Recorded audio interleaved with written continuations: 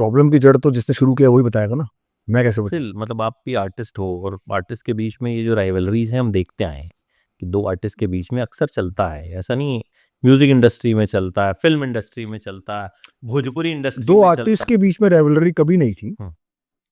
रेवलरी शुरू, अगर आपने पीछे बैकग्राउंड में आप अगर गए हो, आपने अगर ये इस सिनेरियो को पढ़ा हो ढंग से, ये जो कॉन्फ्लिक्ट चल रहा है, तो आप उसमें देखो कि हनी सिंह की तरफ से कोई रेवलरी नहीं थी कभी भी। ही वॉज तो not well, he was sitting idle at home, he was going through a tough time, and in that tough time if somebody, आपको कोई प्रॉब्लम है लाइफ में, आप किसी चीज से जूझ रहे हो और मैं आपको आके पोक कर रहा हूं, आप क्या कहोगे?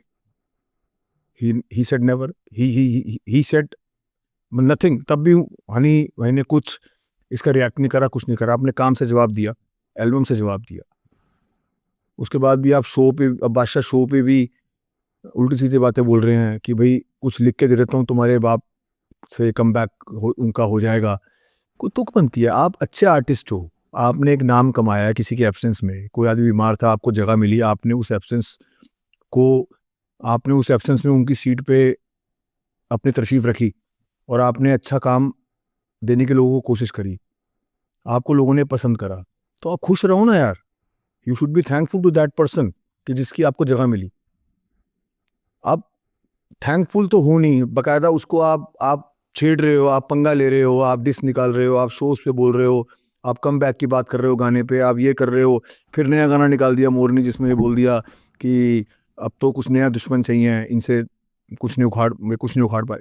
कोई तुक है, लोगों को पता है, पीपल नो कि उनको कौन सही है कौन गलत है। अगर बादशाह इतने सही होते तो नविंदर भी सामने आए। नविंदर ने वखरा साहब के सिंगर है, उन्होंने आके भी बादशाह के लिए बोला। इंदीप बख्शी ने बादशाह के लिए बोला।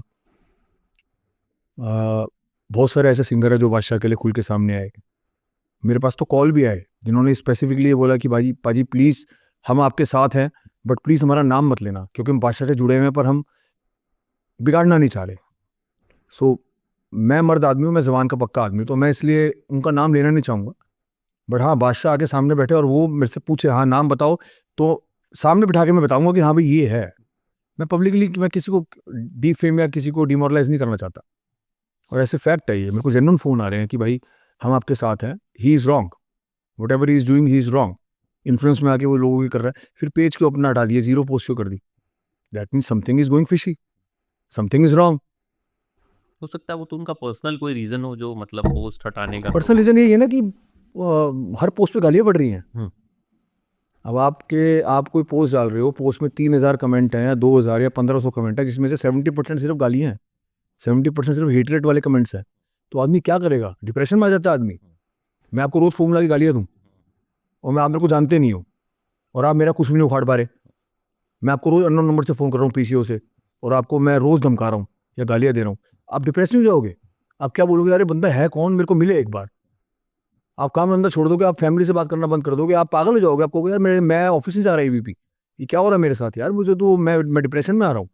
तो वही हुआ है, ही इज इनटू डिप्रेशन। मुझे तो ऐसा लगता है कि शायद गोलियां भी चालू, डिप्रेशन की चालू हो गई होंगी। आपको उनके फैंस की तरफ से कभी कुछ मैसेजेस आते हैं, कुछ इस तरह की ट्रोलिंग की कोशिश वो या आते हैं, मैसेज आते हैं, वो ऐसे वाले आते हैं कि कभी उनकी पोस्ट खोलो ना, उन फैंस का अगर कोई आईडी खोलो तो वो जीरो पोस्ट वाले होते हैं। ओके वो वाले होते हैं, अपना ट्रोलर्स बॉट होते हैं। बॉट वाले होते हैं, वो जो नकली, जो पेमेंट पैसे दे के करवाते हैं ना, वो वाले होते हैं। तो वो ज़्यादा नहीं आते, क्योंकि मेरे को, लोगों को पता है कौन सही, कौन सच्चा है, कौन गलत है। और हमारे साथ महादेव हैं साक्षात, हमें, मैं किसी से डरता नहीं, मेरे को डरने की ज़रूरत है किसी से। जो जो कर रहा है अपने घर ही बैठे अपने घर करे ना।